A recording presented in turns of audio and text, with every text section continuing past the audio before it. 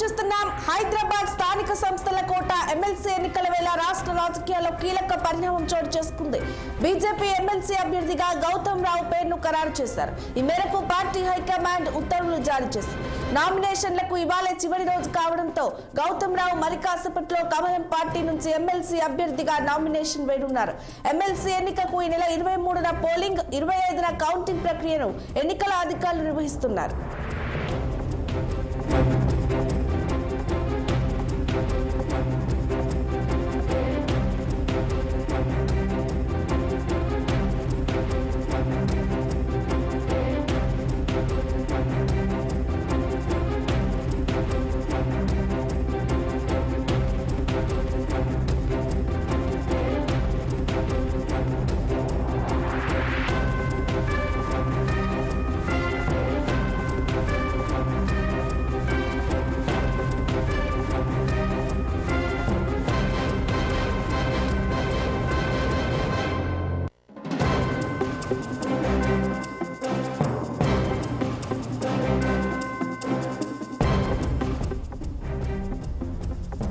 హైదరాబాద్ స్థానిక సంస్థల కోట ఎమ్మెల్సీ ఎన్నిక వేళ రాష్ట్ర రాజకీయాల్లో కీలక పరిణామం చోటు చేసుకుంది.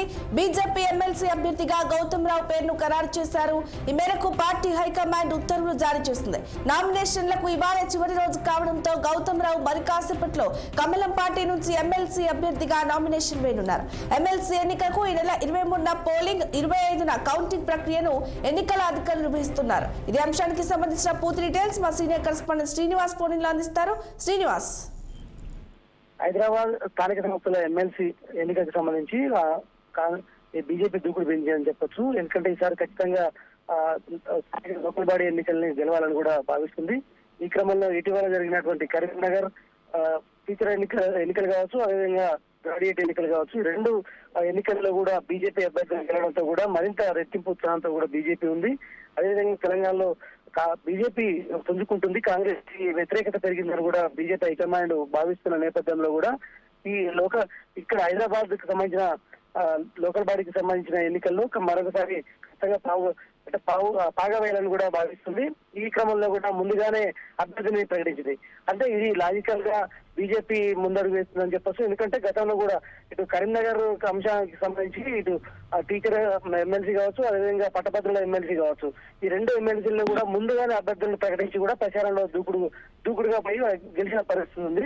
ఈసారి ఇది కూడా ఖచ్చితంగా అంటే గ్రేటర్ లో కూడా పట్టు సాధించాలని కూడా భావిస్తున్న క్రమంలో కూడా బీజేపీ అభ్యర్థిని ముందుగా ప్రకటించి కూడా ఇటు అంటే జిహెచ్ఎంసీలకు సంబంధించిన కార్పొరేటర్లు ఇప్పటికే బీజేపీకి 20 పైగా ఉన్న నేపథ్యంలో కూడా మరికొంతమందిని కూడా రప్పించేందుకు ప్రయత్నం చేస్తున్నారు. ఈ క్రమంలో కూడా ముందుగా అభ్యర్థులను ప్రకటించి కూడా ప్రచారంలో దూకుడుగా వ్యవహరించాలని కూడా బీజేపీ హైకమాండ్ భావిస్తుంది. ఈ క్రమంలో అతనికి ఏదైతే కిషన్ రెడ్డి అంటే హైదరాబాద్ బీజేపీ అధ్యక్షుడిగా ఉన్నటువంటి గౌతమ్ రావుని అభ్యర్థిగా హైకమాండ్ ప్రకటించింది.